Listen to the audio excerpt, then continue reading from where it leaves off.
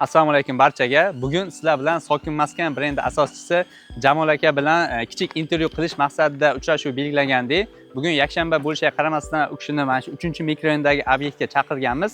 Biza o'sha telefonlashganimizda mana shu hozir obyektdaman degandilar. Adashmasam hozir qurilish obyektida bo'lsa kerak. Hozir yonlariga borib, sizlar uchun qiziqtirgan eng qiziq savollar yozib olganman. Shularni berib, javobini olishga harakat qilamiz. Qani ketdik. Mana Jamol aka sherda ekanlar. Hozir asta suhbatlarni olamiz. Assalomu alaykum. Jamol aka, yaxshimisiz, zo'rmisiz? Bugun siz bilan suhbat belgilagandik. Shunga hozir asta sizni birlikda suhbatlaringizni olsak, shunga mikrofon taqib olsak hozir. Bolalar mikrofon. Bo'ldi, ovoz bor. Xush kelibsizlar. Jamol aka, charchamayapsizmi? Bugun Rahmat. sizga shu mana shu ijtimoiy tarmoqlarda kuzatuvchilarimizdan qiziq bir savollar tushgan. O'sha savollarni sizga berib, bir suhbatingizni olmoqchi edik. Xo'p, hozir ko'cha sal shamolni bo'layotgan, shunga sotuv ofisga kirib gaplashsak qanday fikr? Ko'chada noqulay bo'lmasin. Albatta ichkarida o'tirib bir necha savollaringizga javob berishga harakat qilamiz. Bo'lmasa hozir sotuv ofisimizga kirib siz bilan bitta suhbatingizni olsak. Marhamat. Marhamat, savdo ofisimizga taklif qilaman sizga. Keling, o'zingizdan. Boshlang. Oy. Marhamat, o'tirib olamiz. Hamma duo bersangiz. Allohim tinch solib sizga, ishimizga, kasb-korimizga Alloh baraka bersin. Jamol aka, kuzatuvchilardan, mana shu bizdagi klientlar bo'lsa, mana shu Sokin Maskan brendiga qiziqish bildirayotgan odamlardan savollar tushgan. Shu savollarni men yig'ib kelganman. Shunga agar nima bo'lsa, sizga hozir bir chetdan savollar bersam, shunga javob bersangiz, menimcha ko'pchilikka qiziq bo'ladi bu narsa. Marhamat. Savol bering. Birinchi savol, misol uchun mana Sokin Maskan brendining asoschisi o'zi kim? Shu sohaga qanday kirib kelganlar degan savol bo'lgan. Sokin Maskan brendini 2 yil 3 yilcha bo'ldi. Shu nomni izlanib, shu nomni berishga ahd qildik. O'zimiz asli quruvchi muhandis oilasida tavallud topganmiz. Shunga yoshligimizdan qiziqish bo'lgan va bora-bora qurishga yaqin ishlar qila boshladik. Keyin 2015-yil yuridik maqomga ega bo'lib, qurilish tashkiloti ochdik. Birinchi boshlanishda kichikroq, hammada ham bo'ladigan obyektlarni, davlat obyektlarini, kattaroq davlat obyektlarini qila boshladik va keyin bir necha yildan beri shu ko'p qavatli turar joyga ixtisoslashgan bo'lib, bir necha ko'p qavatli uylarni qurib kelmoqdamiz hozirgi kungacha. Xo'p, Sokin Maskan brendi ostida oldin, misol uchun, brenddan xabari bo'lganlar asosan uy olgan yoki qurilish oldidan o'tgan odamlar bo'lgan. Lekin bizlar o'zimiz misol uchun ijtimoiy tarmoqda juda ko'p tanimaganmiz. O'zi bu o'sha Sokin Maskan brendi ostida oldindan ijtimoiy tarmoqda yuritilganmi yoki bo'lmaganmi? Qanday bo'lgan? Bizda Sokin umuman ijtimoiy tarmoqdan bizni yiroq bo'lganmiz, hech qanaqa xayolimizga ham to'g'risi kelmagan. Ijtimoiy tarmoqqa o'tish biz qurilish jarayonida shu imkon qadar o'sha mustahkamligiga, sifatligiga e'tibor qaratib qurilish qilganmiz va kelgan mijozda shuni ko'rib, o'zi va o'ziga yaqinlariga o'zlari tavsiya qilib, shu asnoda bizga ijtimoiy tarmoq ehtiyojimiz bo'lmagan uylarimizni sotib kelganmiz. Ijtimoiy tarmoqda yurishimizga sabab yaqinda bir yaqin tanishimiz shu ijtimoiy tarmoq aktiv yigitlardan bizdan uy xarid qilishga bordi va shunda bizga savol berib qoldiki, ijtimoiy tarmoqda men sizni topolmadim, brendlaringizni yoki to'g'ri qidirdimmi degan savol bilan murojaat qildi. Biz yo'q dedik. Keyin o'tirib suhbatlashdik va keyingi rejalar haqida bizga lekin haqiqatdan ham ijtimoiy tarmoqqa rivojlantirishimiz ma'lum sabablarga ko'ra kerak ekan va shuni qilishga biz bel bog'ladik.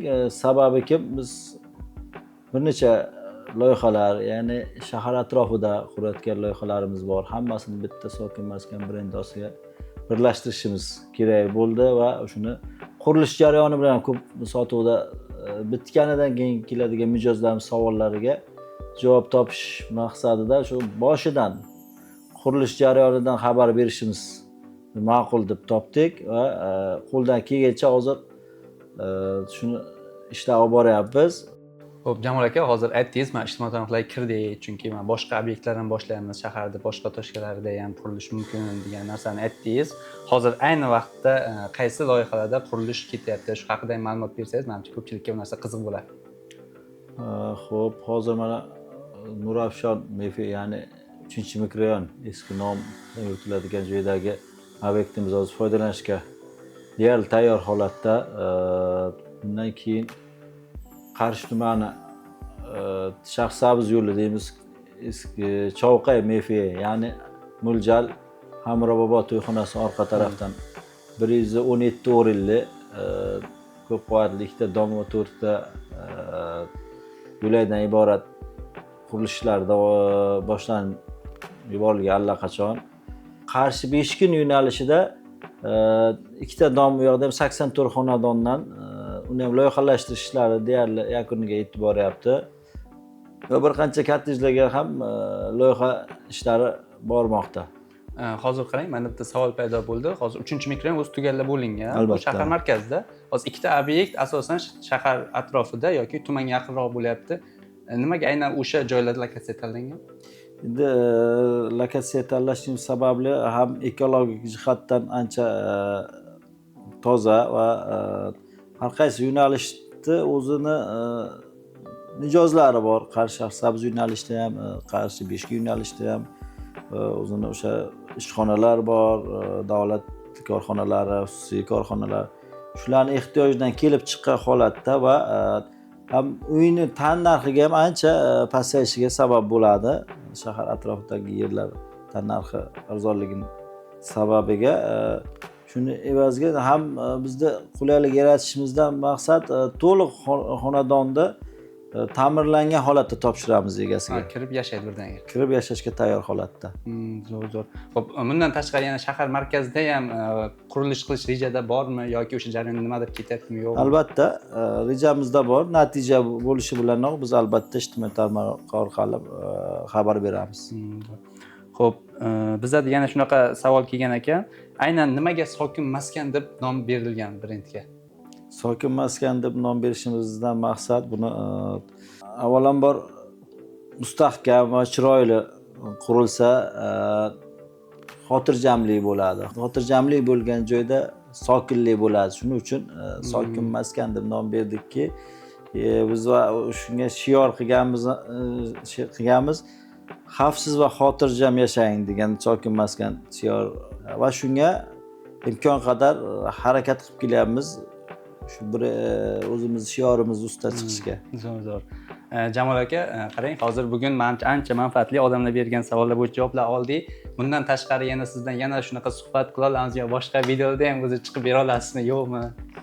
Aslida men o'zi ijtimoiy tarmoq orqali biron marta chiqish qilmaganman va uncha agar chiqishimiz o'zimiz chiqib ma'lumot berishligimiz haqiqatda kerak bo'lsa kommentariyada izoh qoldirishadi. Shunga qarab chiqish qilamiz. Agar bo'lmasa ham qurilish jarayonlarimiz bilan aytadiki, ota-bobolarimiz 1000 marta eshitgandan 1 marta ko'rgan afzal deb. Shu yarasida qurilish jarayonini qo'yib borishni xohlashsa, qurilish jarayonini qo'yib boramiz. Agar qiziqish ko'p bo'lib odamlar so'rasa, o'zi ham chiqib berishga harakat qilamiz. Albatta chiqib beramiz. Ko'p talabidan kelib chiqib shu ishni bajaramiz.